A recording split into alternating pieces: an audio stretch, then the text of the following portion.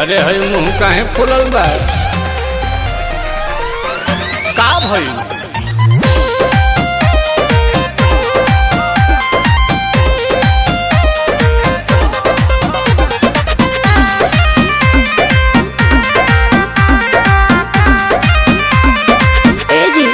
का हो? काहे ना सनाई?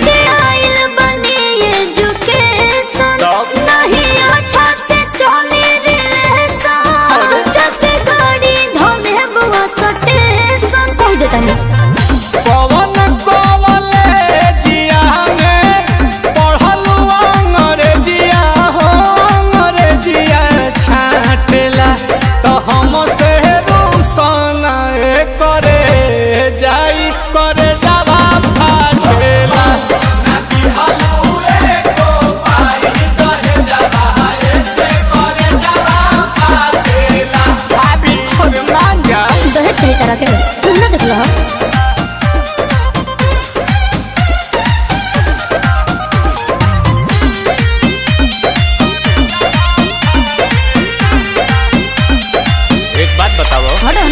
नाराज काहे होलू छने पछने बियाह जब कइलू अपने पसने अरे जहन पहिले जे जहती तहरा घर नहीं दिया के चूल्ही पर खाना ना बनती राजा जी नहीं चौकी पर बेला नहीं लती राजा जी हम ही मिलल का बहानी से तिहे के धनिया बेरी बेरी डांटेला तो हम से रूसन करे जाई करे जावा फाटेला।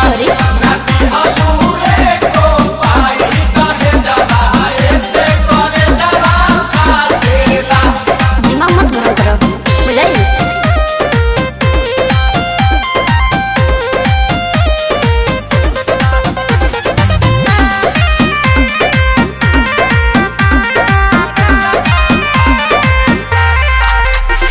बताहो का खइबू मीठा की खाटा मंगाही पानी पूरी किलो लाता। झिया जरदन सासुए हो आसु प्रियंसु राते दही ना सही रहे जमल राजा जी ना बहाना घोटात नील कमल राजा जी मत पूछो। दिहिला अंगूर तो भा गेलू दूर दूर तहर कुकुर काटेला तो हम से रूसन करे जा ई करे जावा फाटेला।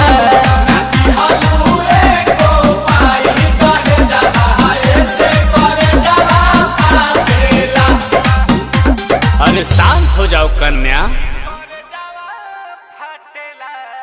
तो हम